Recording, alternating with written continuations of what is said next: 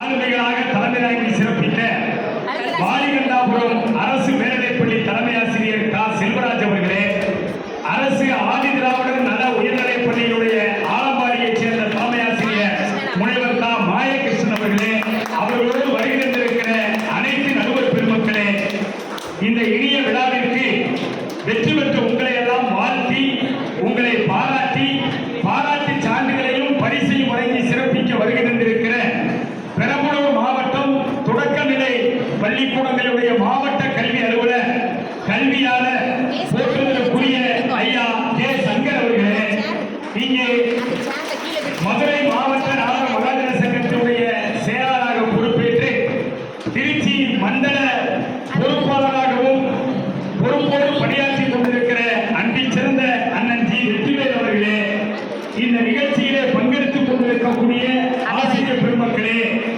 பல்வேறு பள்ளிக்கூடங்களிலே தங்கள் குழந்தைகள் படித்தாலும் விடுமுறை நாளென்றால் ஆசிரியர்கள் வருவது சிரமம்.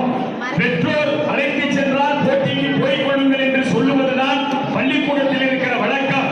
அந்த வழக்கத்தை அப்படியே ஆசிரியர்கள் சொன்னதும் அதை ஏற்றுக்கொண்டு விடுமுறை நாளில் வேறெங்கும் சென்று சுற்றுலா செல்லாமல் என் மகன் மகளினுடைய திறமையை வெளிப்படுத்துகிற மேடைக்கு அழைத்து செல்வது எங்களுடைய லட்சியம் என்று வந்திருக்கிற என் அருமை பெற்றோர்களே, பேச்சு போட்டியிலே கலந்து கொள்ள வந்திருக்கிற கனவு காட்டை நிர்மூலமாக்கி நிஜங்களால் நாட்டை நிமிர்த்தி காட்ட இருக்கிற எதிர்கால தூண்களான என் அருமை மாணவ கண்மணிகளே, உங்கள் அத்தனை பேருக்கும் என்னுடைய பணிவான வணக்கம்.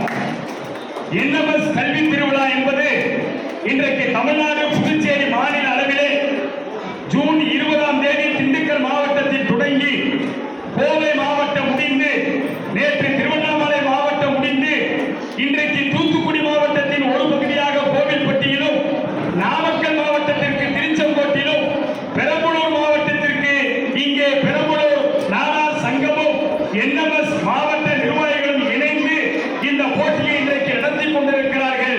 அதிலே இங்கே பேசிய என்னை அறிமுகப்படுத்திய அண்ணன் வெற்றிவேல் அவர்கள் சொன்னதை போல என்எம்எஸ் கல்வி திருவிழா இன்று நேற்று தொடங்கியதல்ல. கல்வி திருவிழா விருதுநகரிலே 2012லேயே தொடங்கியாச்சு. இந்த பேச்சு போட்டி எப்ப தொடங்கினாங்க? 2019ஆம் ஆண்டு இப்படி ஒரு பேச்சு போட்டியை தமிழ்நாடு முழுவதும் நடத்த வேண்டும், காமராஜருடைய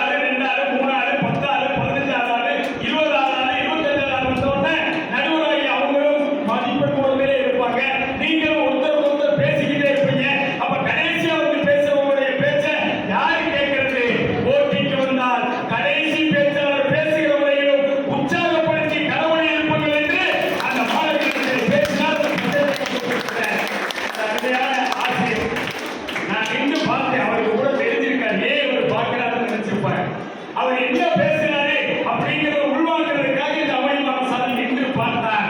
அப்போது நினைத்தேன், ஆகா, தமிழகத்திற்கே வழிகாட்டக்கூடிய காமராஜர் பேச்சு போட்டியாக பெரம்பலூர் மாவட்டத்தில் நடக்கிறது. அத்தகைய அலுவலர்கள் நடக்கிறார்கள் என்று நான் அவர்களை பாராட்ட வேண்டும் என்று எங்கள் மனதிலே அந்த அளவுக்கு சிறப்பாக இந்த போட்டியை நடத்தி இருக்கிறார்கள்.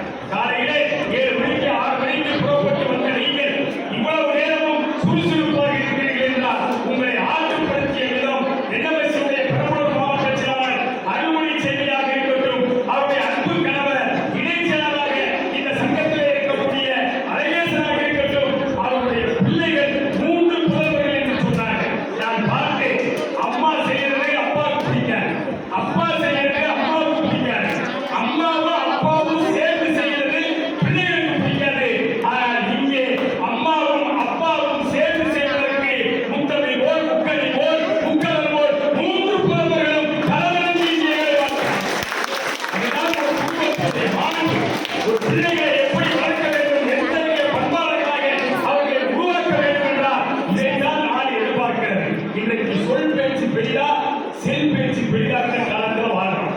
செல் பேச்சுல மூழ்கி போறது பெருசா அல்லது பெற்றோருடைய சொல் பேச்சுல மூழ்கி போறது பெருசான்னு ஒரு பட்டிமன்றமே நடத்திட்டு இருக்கிற காலம். ஆனால் இங்கே வழியில் இருக்கிற மாணவ செல்வங்களையும் அழைத்து வந்த பெற்றோரை பார்க்கிற போது எங்களுக்கு ஒரு நம்பிக்கை பிறக்கிறது. நாங்கள் செல் பேச்சில் மூழ்கி கிடப்பவர்கள் அல்ல. தாய் தந்தையரின் சொல் பேச்சையும் ஆசிரியரின் சொல் பேச்சையும் கேட்க முடியும். உங்களுடைய வருகையை நம்பியிருக்கிறேன். கல்விக்கு கொடுத்த கைப்படியால் கல்விக்கு சொந்தக்காரர் பெருந்தலைவர் காமராஜருக்கு நாம் விழா எடுக்கிற போது இந்த கல்வி கண்ணை கொடுத்து இன்றைக்கு உலக அளவில் தமிழர் உச்சமிட்டு இருக்கிறார் என்றால் அன்றைக்கு விதைத்த அந்த விதை இன்றைக்கு விருட்சமாகி இருக்கிறது. அந்த விருட்சத்தின் நிலையில் இருக்கிற நீங்கள் அவர் புகழ் காண வந்திருக்கிறீர்கள். உங்கள் அத்துணை பேரையும் மீண்டும் ஒரு முறை வருக வருக என இந்த விழா கோயிலின் சார்பிலே வரவேற்கிறோம். இதெல்லாம் போட்டியாளர் அப்படித்தானே? பேச்சு போட்டியில் வந்த போட்டியாளர். உங்களை எல்லாம் போட்டியாளர் என்றுதான் நாங்கள் அழைத்தோம். ஆனால் உங்களுடைய திறமையையும் பேச்சையும் பார்த்ததற்கு பின்னால் நீங்கள் போட்டியாளர்கள் என்று உங்களை நாங்கள் சொல்லுவதற்கு வரவில்லை. நீங்கள் தான் வாழ்க்கையின் வெற்றியாளர்கள். நீங்கள் தான் வாழ்க்கையின் வெற்றியாளர்கள். யார் ஒருவர் கிடைக்கிற வாய்ப்பை உடனே பயன்படுத்துகிறாரோ அவர் வாழ்க்கையில் என்னாலும் தோற்று போக மாட்டார். தாய் தந்தை உருவாக்கி தருகிற வாய்ப்பாக இருந்தாலும் சரி, ஆசிரியர் உருவாக்கி தரக்கூடிய வாய்ப்பாக இருந்தாலும் சரி, அதை பயன்படுத்த வேண்டும் என்ற சிந்தனை வேண்டும். அந்த சிந்தனை இங்கே வந்திருக்கக்கூடிய அனைத்து மாணவ செல்வங்களுக்கும் வந்திருக்கிறது. அதனால்தான் உங்களை போட்டியாளர்கள் என்று நான் பார்ப்பதை விட வெற்றியாளர்கள் என்று பார்க்கிறேன். வாழ்க்கையில் வெற்றியாளர்கள் மட்டுமல்ல, இங்கே பேச வந்த பேச்சு போட்டியில் கலந்து கொண்ட அத்துணை பேர்களில் இப்போது பரிசுக்கு தேர்ந்தெடுக்கப்பட்டவர்களாக 9 பேர் தான் அறிவிக்கப்பட்டாங்க. 9 பேர் தானே? ஒவ்வொரு பிரிவிலையும் 3 பரிசு. முதல் பரிசு 7,000, 2ஆம் பரிசு 5,000, 3ஆம் பரிசு 3,000. மொத்தம் 9 பேர். 200 பேர் வந்திருந்தாலும் பரிசு பெறப்போ